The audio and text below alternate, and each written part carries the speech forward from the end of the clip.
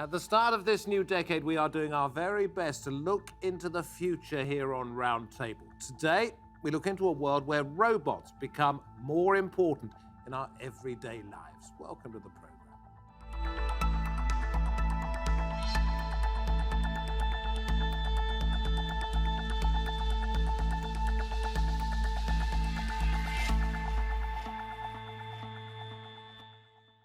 Good to have your company. I'm David Foster. From virtual assistants to computerized carers, when it comes to robots, the possibilities are endless. They are likely to transform the way we live in the future. But how will that change us? And will they ever reach equal status with humans? For the first in our series 2020 Vision, looking into the world of the near future, we are talking about robots. What used to be the stuff of science fiction is now becoming a reality. In the coming decades, robots are set to play a bigger part in society.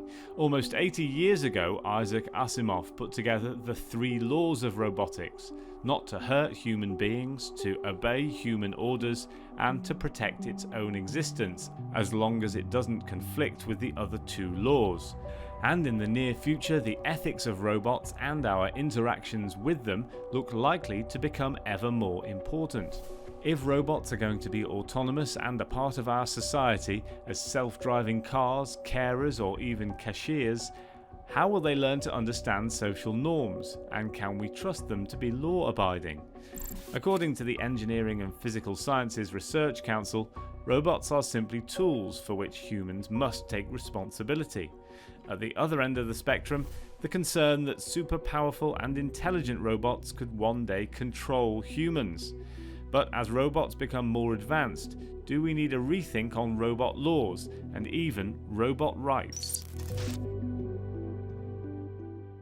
Very pleased to say that with me at the round table we have Owen Nicholson, an AI developer who believes robots will be given legal rights eventually. Yang Gao here, too, Professor of Space Autonomous Systems, who says robots should be treated like any other commercial product. From the United States, we say hello to Ben Kuipers from the University of Michigan. He's investigated ethics for robots as possible members of human society. And Mike Ryder joins us too, researcher in robotics and ethics at Lancaster University. He says we need to move away from the idea that humans are superior in every way to other forms of life on this planet. It's going to be a fascinating discussion. Owen, let me come to you first. And of course, you can say anything you want at any time, any one of you. Don't feel I have to direct a question at you. From Asimov's 3 laws of robotics, which was, what, half a century, perhaps more than that ago. How far have we come to realizing a vision where robots are possible members of society? I think we've definitely come a long way, but there is equally as far to go to get to a point where we really need to take many of those points into consideration. Very worth talking about it now, but my company specialises in helping robots just get around without crashing into A to B, and that still is a big challenge for most robotic companies out there.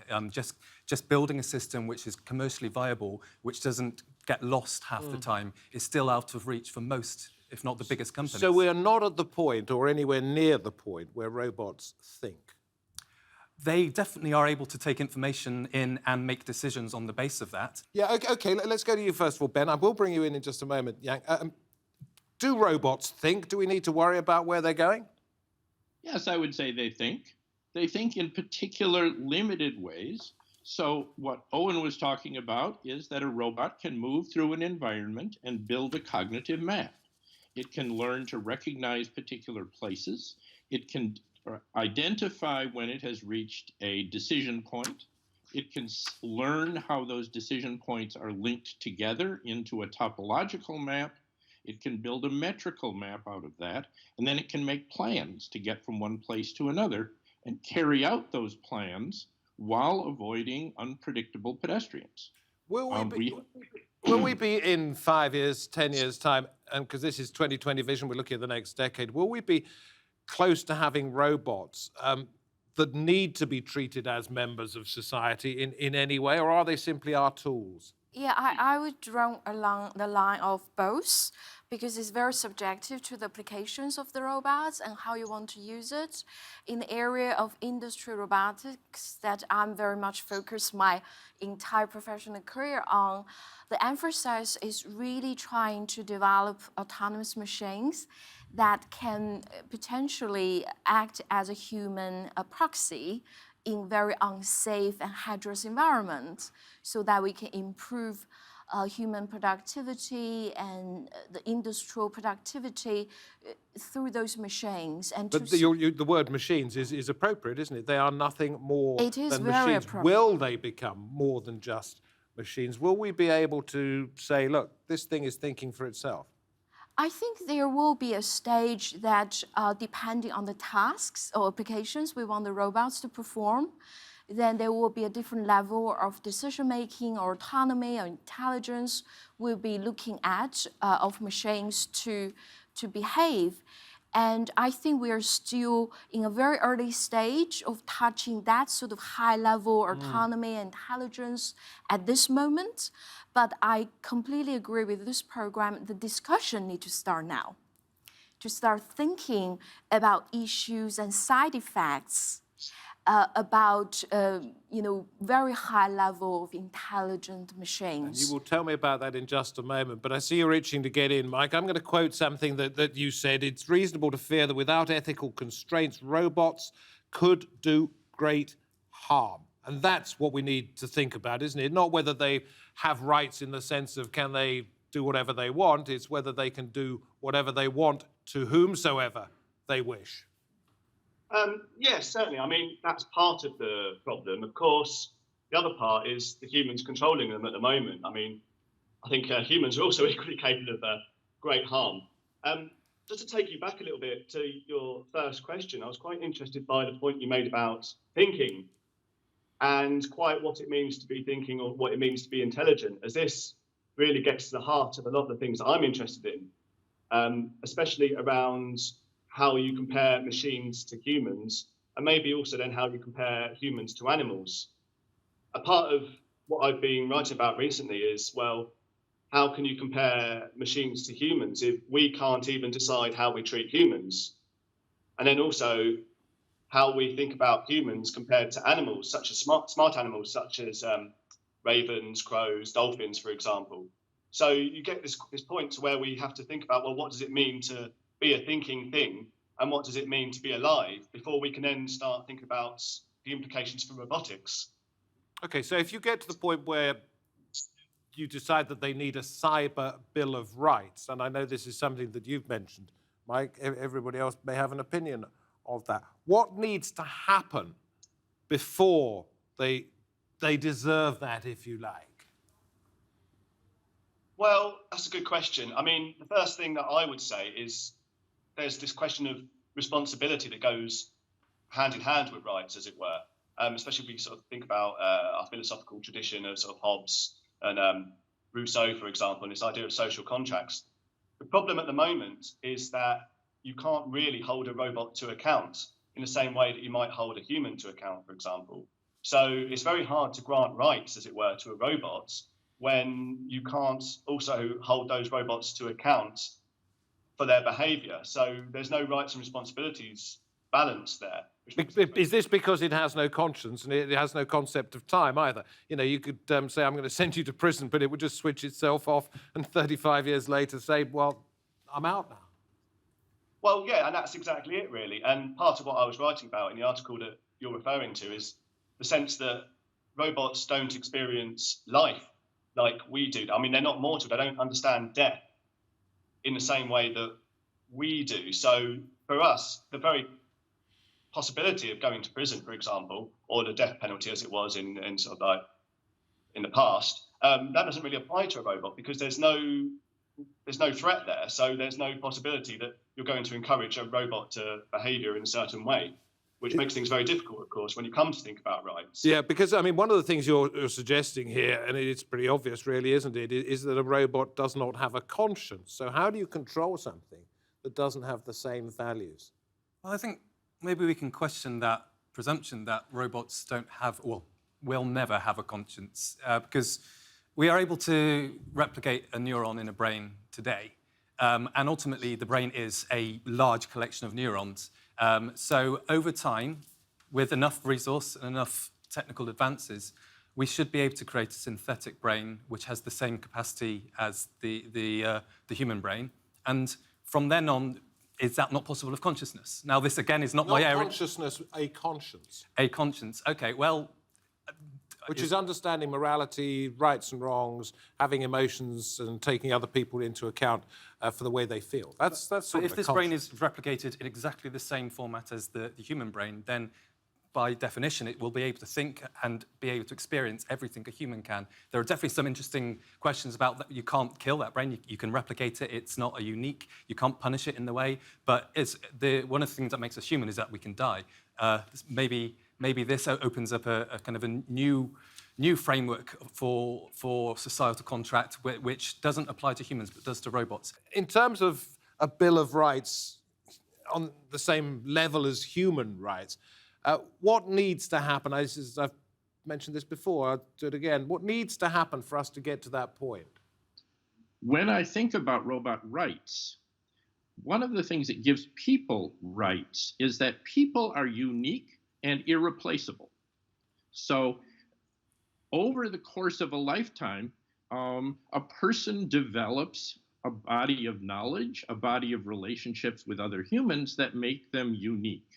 And if that person is gone, then no other person is identical to them. And if that person is gone or lost, there's no way to bring them back. So right now, robots are computational devices. They can be backed up. They also develop over a relatively short period of time. And so you can imagine building several of them that are identical. So they're neither unique nor irreplaceable, which people are.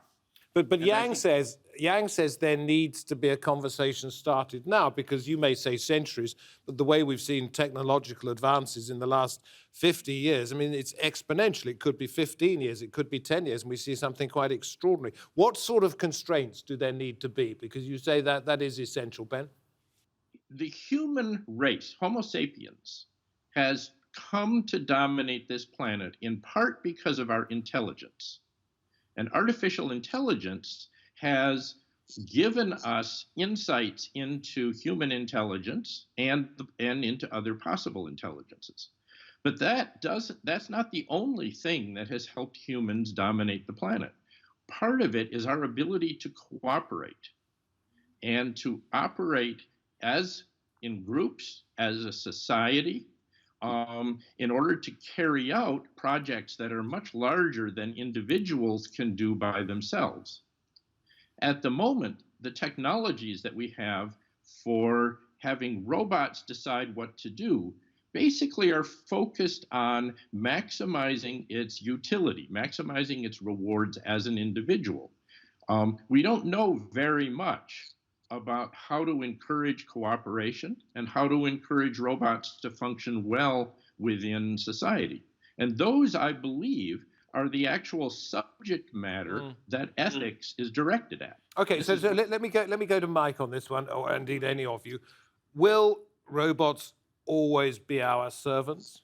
Just to clarify, my point about the robot rights is, yeah, I agree completely. It's a long way off. It's not any time soon that we're talking about here when I was talking about the cybernetic Bill of Rights. Will they one day move beyond being our servants? I mean, potentially. Yes, I mean, obviously, none of us know where this is really going to go.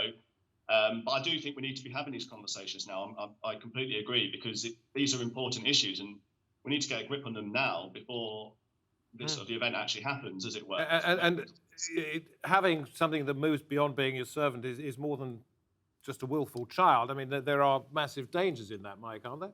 I mean, it goes back to the whole point you're making about thinking and what types of thinking we consider to be worthwhile, and then what types of thinking we place value on. Because at the moment, obviously, computers think in sort of a mathematical way of thinking. But I was interested to hear the discussion around empathy, and empathy maybe being a part of what we define as being human. But when we start to think about self-learning machines and we think about individuality, I think even then the boundaries start to get blurred between human and machine. And well, what do you mean? Because some humans even who aren't capable of empathy, you can say, well, are more like robots than they are machines already. So already we've got this blurring of the ethical boundaries. Okay, yeah, Yang. I just want You've been to very follow patient. up. I always thought there are two very interesting questions we are trying to answer here through our existing conversation. One is how far we can push the boundaries of artificial intelligence and robotics from the technological point of view. How far exactly they can go to a level that we probably would have a consensus they might have the ability just as a human. In terms of performing tasks in the society, or maybe even taking some level of serious responsibility. So I think that's something we've been discussing. I think this is one of the interesting questions that we're discussing. I think if you look at the trajectory of the development of technology, we are certainly traveling towards a direction that there is a great hope and indication that this might happen, because the more we are studying artificial intelligence or machine intelligence, the more we start to realize, in fact, it's more a self-awareness of how human intelligence works. Well, let me throw back to you the same question I put to Mike, and then also to you, Owen. Will they always be our servants? We already have living examples where robotic machines are more than servant to human. Actually, the human rely on some of them performing tasks in extreme environment, hazardous environment. Well, it's not really very... But again, only with human instruction. Will there one day be a time when they say, I'm not going to do that? Yes. Actually, I'm going to make my own decision. To the second question, I think we are also trying to answer or discuss here is what we think is the right thing to do involving machine intelligence. So how much responsibility or roles we want them to play in the human society. You see, the danger with this is that once you've made that decision, it may already be too late. The rubber band may already have stretched and broken. We've got to be careful here, haven't we? Absolutely, and if we're talking about the next 10 years, I would be amazed even if we have autonomous cars able to navigate the streets. And I still think that's decades away from, let alone having sentient AI machines. We are talking centuries there. So the good news is we've got a lot of time. And we've got... Well, you and I don't. Well, we don't, but the future generations are the ones who are going to really... All right, well then if it is the future generations' blessing, if you like, or their burden, could there come a time when they say enough is enough? I'm sorry, we're just not going down this path. Are we walking a dangerous line already?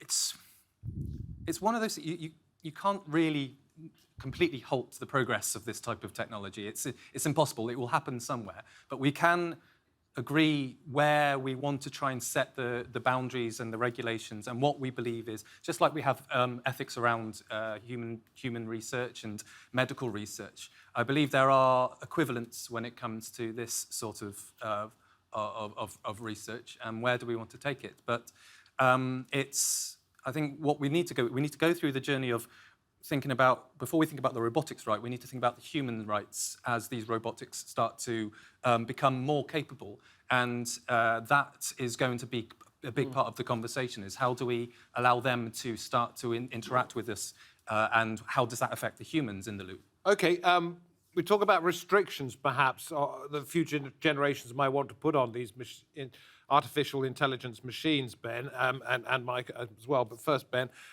will we need to have some kind of treaty that says you can't go so far, you can only go up to this particular point, because beyond that, we do not know what we're playing with?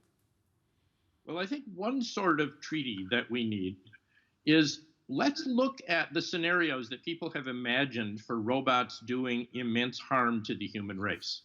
Those typically, people describe them as involving superintelligence, but I don't think that's true. I think that they involve superpower. There are cases like, let's take Skynet in Terminator 2, where you have a fairly clever computer system, but it's been given control of the nuclear arsenal. And so it makes a plan to solve a problem it has, and it fires off its missiles, and it kills 3 billion people. So that's actually an example of artificial stupidity. not so much artificial And intelligence. therefore, is that where we need some kind of restrictions? So among other things, I think we need restrictions to be very careful about when we put artificially intelligent systems in control of substantial power.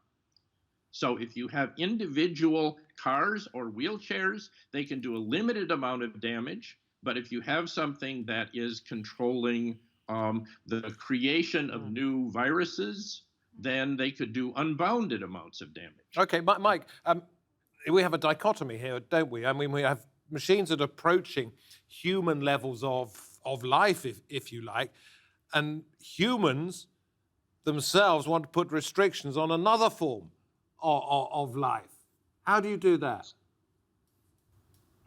With great difficulty. It's very hard to get a grip on. I mean, I'm interested by this point about the treaty, which you were talking about. Yes, I think there is some potential there. But, and I think this is the big but in this whole conversation here, is we forget the role of the individual in this, because I think one of the big dangers these days, especially, is actually the private individuals working in their bedroom, like the dangers today with cybersecurity, for example. Well, like a James Bond villain wanting to dominate the world. Well, yeah, maybe. I mean, the cat's already out of the bag in a way. Or a 13-year-old hacker in a room playing Fortnite. But but I mean, that is a real life danger, I think, today. And I mean, just building on that, the other thing that strikes me that's quite dangerous as well is this whole fact that everything's so well connected these days. I mean, I'm talking to you over the internet. Of course, all these different devices are connected to the Internet of Things. And as the other guest was just saying, the danger here is these companies, these machines, actually have an access to far more than perhaps we well even know. And on that basis, do you ever worry about what you're playing with? And I don't mean Fortnite playing with. I mean, what ideas you're... It's something we're very conscious of, and particularly our employees who come in, they ask what's our policy on this. We have specific areas that we will work on and other areas we will not. Okay, give us examples of what you wouldn't touch. We will not engage with companies working on offensive products which involve essentially defence projects.